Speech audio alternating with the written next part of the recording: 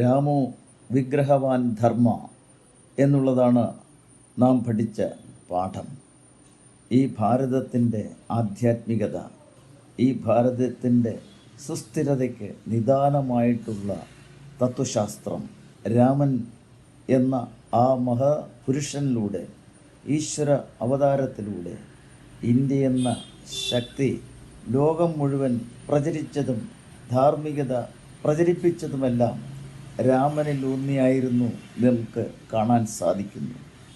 ആദി കാവ്യത്തിലെ കഥാപുരുഷൻ, അവതാര പുരുഷൻ, അദ്ദേഹത്തെ വിട്ട് ഭാരതമില്ല എന്നുള്ളതാണ് സ്ഥിതി. അദ്ദേഹത്തിൻ്റെ നിത്യസ്മരണയ്ക്കായി അയോധ്യയിൽ ഒരു മഹത്തായ രാമക്ഷേത്രവും നിലവിൽ വന്നു.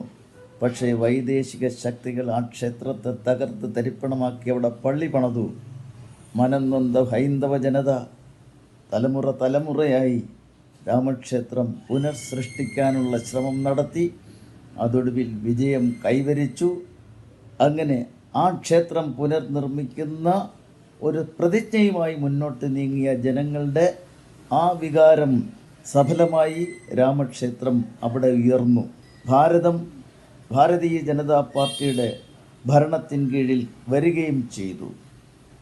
പക്ഷേ നമുക്ക് തുടക്കത്തിലെ തന്നെ ചില കല്ലുകടികൾ അനുഭവപ്പെട്ടതാണ്.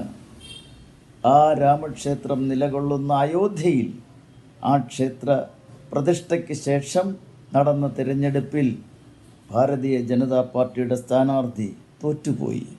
രണ്ടാമത്തെ മോഡി സർക്കാരിന് BJPക്ക് ഒറ്റയ്ക്ക് ഭരിക്കുന്നതിനുള്ള സീറ്റുകളുടെ എണ്ണം പൂർത്തീകരിക്കാൻ കഴിഞ്ഞില്ല. ഭരണം ഘടകകക്ഷികളുടെ സഹായത്തോടുകൂടി നടക്കുന്നു. ഇനിയൊരു തെരഞ്ഞെടുപ്പ് വരുമ്പോൾ 2029 400 സീറ്റ് കിട്ടി, അല്ലെങ്കിൽ 3-2 സീറ്റ് കിട്ടി BJPയും സഖ്യകക്ഷിക്ക് കൂടി അധികാരത്തിൽ തുടരാമെന്നുള്ള മനോഹര സങ്കല്പവും സ്വപ്നങ്ങളുമായിട്ടാണ് ഇന്ത്യയിലെ ദേശീയ ജനത ഇന്ന് ജീവിച്ചു വരുന്നതും ആഗ്രഹിച്ചു വരുന്നതും. പക്ഷേ കല്ലുകടികൾ വീണ്ടും പല സ്ഥലത്തും കണ്ടു തുടങ്ങിയിരിക്കുന്നു. രാമക്ഷേത്രം, അവിടെ നടന്ന ആ കൊള്ള, സ്വർണ്ണക്കൊള്ള, പണക്കൊള്ള, ഇതൊക്കെ രാമക്ഷേത്രം ആരാണോ കൈവശം വെച്ച് സംരക്ഷിച്ച് വന്നിരുന്നത് അവർ തന്നെ അടിച്ചു മാറ്റിയിരിക്കുന്നു എന്നുള്ള സ്ഥിതി.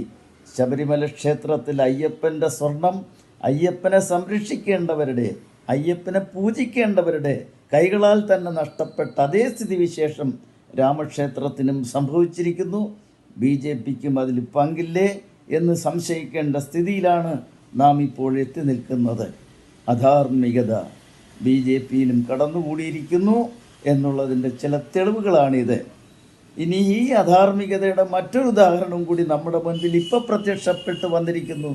അതായത് വെള്ളാപ്പള്ളി നടേശന് ഈ പത്മഭൂഷൺ എന്ന് പറയുന്ന അതിമഹത്തായ ഒരു ബഹുമതി നൽകുക വഴി BJP അധാർമികതയിലേക്ക് കൂപ്പുകുത്തിയില്ലേ എന്ന് വരെ സംശയിച്ചാൽ തെറ്റു പറയാനൊക്കില്ല. സത്യം വദ ധർമ്മം ചര, അതെന്ന ഭാരതത്തിൻ്റെ സംസ്കാരം. വെള്ളാപ്പള്ളി നടേശൻ നടത്തിയ 2 പ്രസ്താവനകൾ നിങ്ങളൊന്ന് കേട്ടു നോക്കൂ. വേറൊന്നും അദ്ദേഹത്തെക്കുറിച്ച് ഒത്തിരി ഉണ്ട്, വേറൊന്നും പറയണ്ട.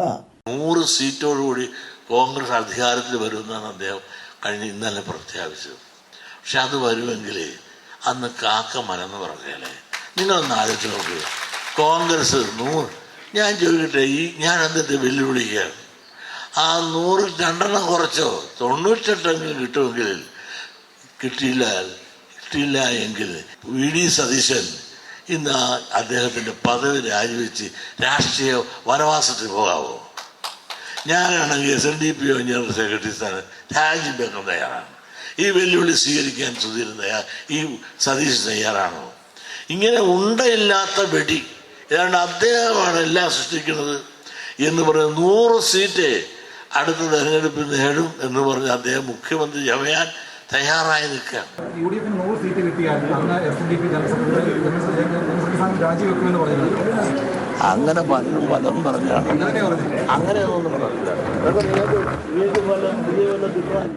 ഒരു പത്മഭൂഷൺ വല്ല വിലയുണ്ട? അത് കാശ് കൊടുത്താൽ കിട്ടുന്ന സാമാനമായിട്ട് മാറിയില്ലേ? പത്മഭൂഷൺ ഏത് പട്ടിക്ക് വേണം?